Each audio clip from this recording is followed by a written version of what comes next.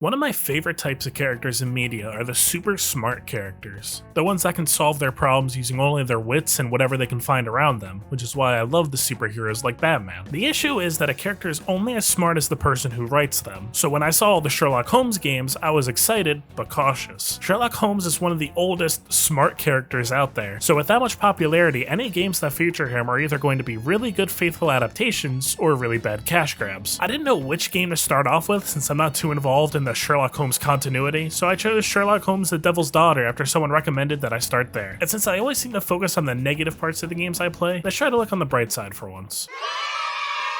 Listen, at first I was a little skeptical about the inclusion of mini-games and QuickTime events. I want to play a mystery game so that I can go around, talk to people, look at some evidence, and possibly get an innocent man put in jail. I can't spend time trying to solve a puzzle when I'm swinging back and forth on everything in a 5-mile radius like I'm George of the Jungle. But other than the swinging mini-game, I do feel like most of the other games are rather in character for Sherlock. He's a man who only cares about getting the answers to the current mystery regardless of following things like the law or common decency.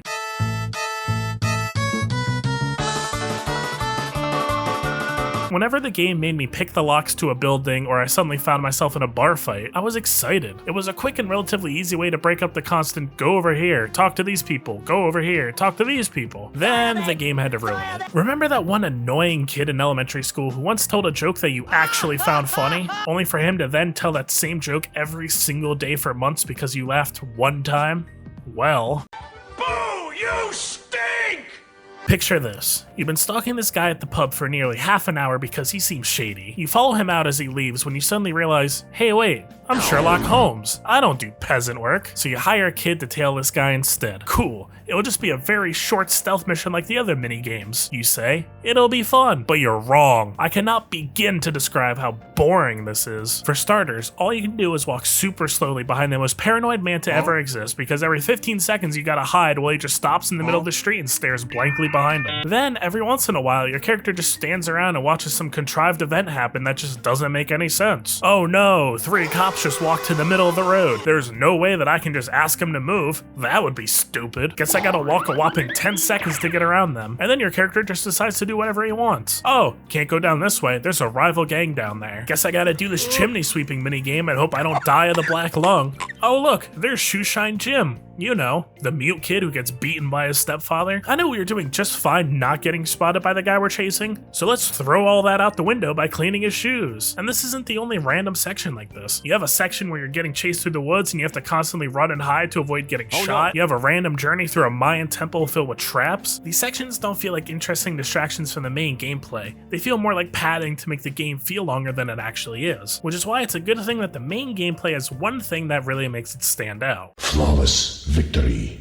So here's where I'm going to veer into slight spoilers territory. There will be some big flashing text somewhere when we get to the major spoilers, but I just wanted to warn you now so we don't get mean comments and cry ourselves to sleep again. See, Devil's Daughter has one of the most unique mechanics I've seen in the game so far, the logic system. After Sherlock Holmes gets different pieces of evidence, he can piece 2 together to start a train of thought. Some of them are just facts, whereas other ones have 2 options you can choose depending on which one you think is right. If you get enough of these clues with similar patterns of thought, they can all lead to a deduction which ends the case. From there, you have another choice. You can either choose to condemn or absolve whoever you think you did the crime. The thing is, these endings are super disappointing. After spending an hour or 2 finally putting all these pieces together to point at who you think the perpetrator is, it's disappointing that you only get 15 seconds of Sherlock talking to them. Oh, and the whole absolve-condemn aspect means literally nothing, since all it does is slightly change dialogue near the end of the game. It is nice that you can check to see if you were right at the end of each case, and you can go back in time to choose any of the endings if you want to have the canon option, but in my opinion, it doesn't matter what you choose since it has no real effect on the worst part of the game. Move this man!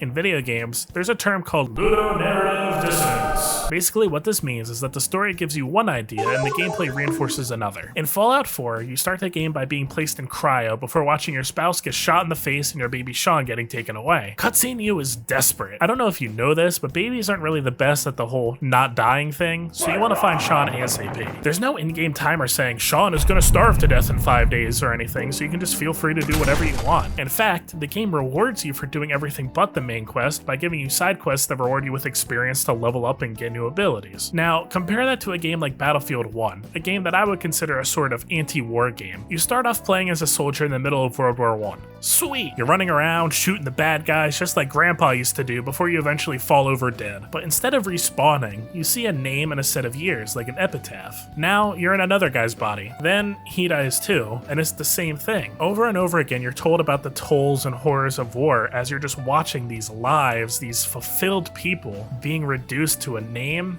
and a couple numbers. This is called ludonarrative harmony. Even though Battlefield 1 is an FPS game set during World War I, the story wants to drive home the message that war isn't something to be glorified. These are real people with real lives who can lose everything in a single moment, and the only thing they'll leave behind is a short note on a tombstone. And that's something you can see as you're playing through the beginning of Battlefield 1. The gameplay and the story work together in sync to make an even more compelling narrative. Now, let's apply this to Sherlock Holmes. Holmes is supposed to be extremely intelligent while not being the best people person. And for the most part, that's pretty obvious. Oh, I am still here, you know. I didn't fall out of the window.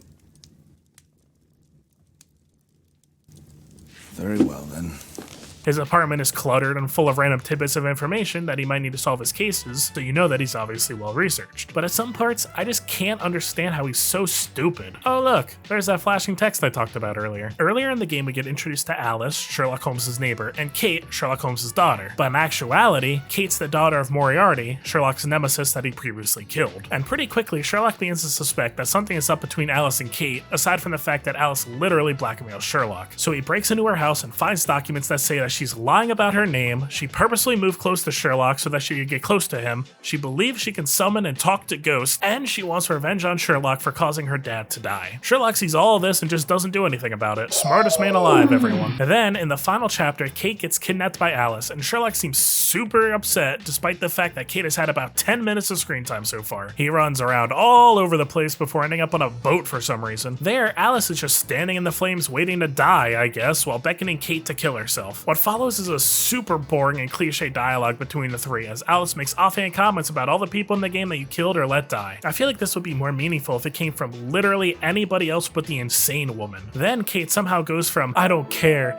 I don't belong anywhere" to "Daddy, help me" in 10 seconds. Sherlock decides to say the name of the game because that's supposed to be funny, I guess, and then we roll credits. She really was the devil's daughter. Oh, that's why they call it that. Honestly, I keep going back and forth about how I feel in this game. I like that you can skip parts of the game that you don't want to do or parts that you repeatedly fail, which is nice for some of the more tedious puzzles, but I hate that the 4th and 5th cases are so terribly short and rushed compared to the earlier ones. But for a Sherlock Holmes game, to me the most important part is the mystery. I want to go around the streets of London with my gadgets, trying to solve seemingly impossible crimes with my good pal Watson. Instead, all we get here is a whole bunch of disconnected, mostly lackluster cases with a finale that makes everything you've done so far feel pointless. If you're not going through an extremely long and repetitive gameplay section that only exists to pad time, you're sitting through a loading screen or having to meticulously search every single object in a room before you're allowed to move on. Even the arguably best features, the logic tree and the multiple case endings, are a double-edged sword at best. Sure, for the most part you have a solid argument to why any person could have committed a crime, which is cool since you're gonna need to use that to determine the most likely suspect, but since you don't get punished or have any incentive for being right, and since there's not much variation in the endings, there's no real rewards or stakes in each case. Most characters barely had any screen time, so I didn't really feel attached to them. Sherlock Holmes made a lot of questionable decisions that really didn't fit his character, and overall the game just left me feeling disappointed. And with all of these clues lined up, there's only one possible deduction. I dislike Sherlock Holmes, the Devil's Daughter. Peace out.